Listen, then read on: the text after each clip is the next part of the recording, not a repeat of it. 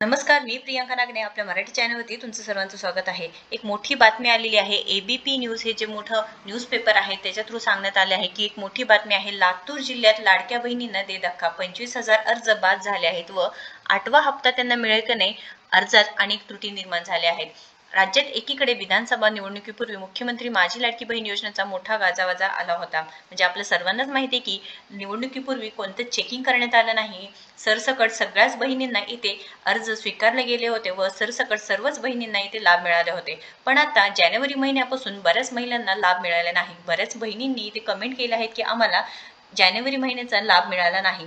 तर आता एक मोठी बातमी समोर आली आहे की लातूर जिल्ह्यात लाडक्या बहिणींना 25,000 अर्ज बाद केले आहेत व 8वा हप्ता इथे मिळेल का नाही हा एक मोठा प्रश्न आहे। लातूर जिल्ह्यात काय बातमी आहे आपण पाहून घेऊया। राज्य सरकारने मुख्यमंत्री माझी लाडकी बहीण योजना निकषात अद्याप एकही बदल केलेला नाही असे स्पष्टीकरण महिला व बालकल्याण मंत्री अदिती तटकरे यांनी दिले आहे। तसेच ज्या लाडक्या बहिणींच्या खात्यात पैसे जमा झाले ते परत सरकार घेणार नाही हे सुद्धा त्यांनी स्पष्टपणे सांगितलं आहे। आता ते आदितीताई तटकरे नेहमीच सांगतात की ज्या बहिणींना आतापर्यंत पैसे मिळाले आहेत पण ते अपात्र आहेत त्यांचे पैसे बँकेतून म्हणजे त्यांच्या खात्यातून पैसे वापस घेणार नाही किंवा सरकार जमा करून घेणार नाही। त्यामुळे लाडक्या बहिणींनो तुम्ही त्याबद्दल चिंता करायची गरज नाही। पण उपमुख्यमंत्री अजित पवार यांनीही लाडक्या बहिणींना मिळणारा लाभ मिळतच राहणार असून ज्या बहिणींचे वार्षिक उत्पन्न 2.5 लाखापेक्षा जास्त आहे पडताळणीनंतर त्यांच्या योजनेचा लाभ मिळणार नाही असे सुद्धा स्पष्ट केलं आहे। म्हणजे आता जर तुम्ही निघत आहे तुमच्याकडे 4 चाकी वाहन आहे, तुम्ही टॅक्स फिलर आहे म्हणजे तुम्ही टॅक्स भरत आहे, तुम्ही नसून दुसऱ्या राज्यात शिफ्ट झाला आहे तर तुम्हाला या योजनेचा कोणताही लाभ मिळणार नाही असे सुद्धा त्यांनी स्पष्ट सांगितले आहेत। तरी ते पडताळणीनंतर जर हे स्पष्ट झाले की तुमचं उत्पन्न 2.5 लाखापेक्षा जास्त आहे किंवा तुम्ही अपात्र आहे तर तुम्हाला कोणतेही या योजनेचा लाभ मिळणार नाही। त्यानुसार शासन स्तरावर आता लाडकी बहीण योजनेतील लाभार्थ्यांची स्क्रुटिनी होत असल्याचं पाहायला मिळत आहे। त्यानुसार लातूर जिल्ह्यातील 25,000 लाडक्या बहिणींचे अर्ज बाद झाल्याची माहिती स्वतः महिला व बालविकास कल्याण अधिकारी यांनी दिली। त्यामुळे विधानसभा निवडणुकीच्या निकालानंतर लाडक्या बहिणींना योजनेचा दे धक्का करण्यात येत असल्याचं दिसून येत आहे। त्यामुळे लाडक्या बहिणींनो तुम्ही स्वतःहून सुद्धा इथे तुम्ही अर्ज माघारी घेऊ शकता किंवा तुम्हाला या योजनेचा लाभ घ्यायचा नाही असे सुद्धा तुम्ही सांगू शकता। राज्यात एकीकडे विधानसभा निवडणुकीपूर्वी मुख्यमंत्री माझी लाडकी बहीण योजनेचा मोठा गाजावाजा आला होता। लातूर जिल्ह्यात 5 लाखाहून अधिक महिलांना या योजनेचा निधीही मिळाला।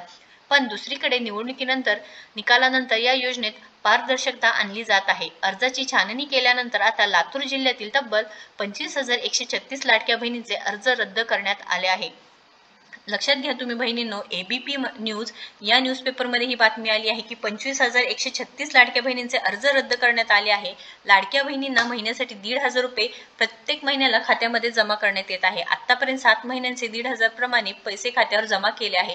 तर आता लाडक्या बहिणींना प्रश्न आहे की आम्हाला का बरं जमा झालं नाही, तर तुम्ही या प्रश्नाचं उत्तर पाहू शकता की स्क्रुटिनी होत आहे म्हणजे इथे चेक केलं जात आहे की निकषांचं तुम्ही पालन केलं आहे का नाही। त्यानुसार तुम्ही जर पात्र असाल तर तुम्हाला पैसे येतच राहणार आहे, नसेल तर तुम्हाला पैसे मिळणार नाही।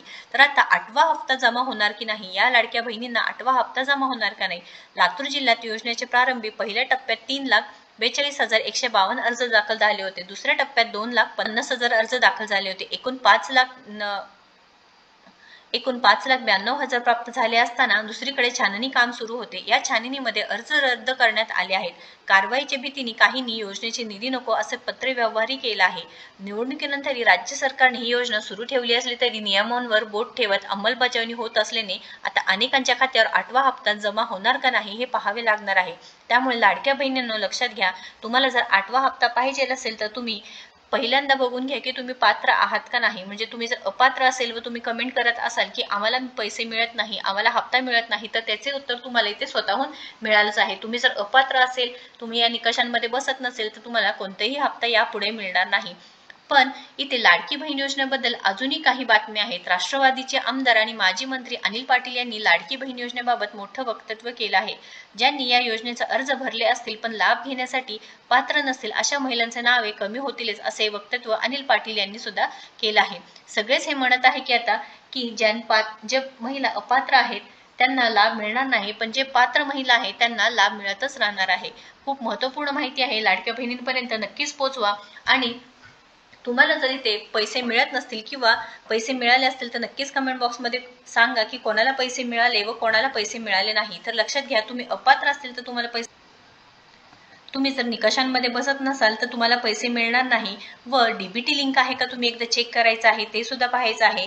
त्यानंतर तुमचे जे बँक अकाउंट आहे ते सुद्धा एकदा चेक करायचं आहे किंवा योजना दुसऱ्या कोणत्या योजनेचा तुम्ही लाभ घेत आहे ते सुद्धा एकदा चेक करायचं आहे। त्यानुसारच तुम्हाला इथे लाभ मिळत जाणार आहे। अजूनही आपल्या चॅनलवरती तुम्ही नवीन असाल किंवा सबस्क्राईब केलं नसेल तर नक्कीच पहिल्यांदा सबस्क्राईब करून घ्या।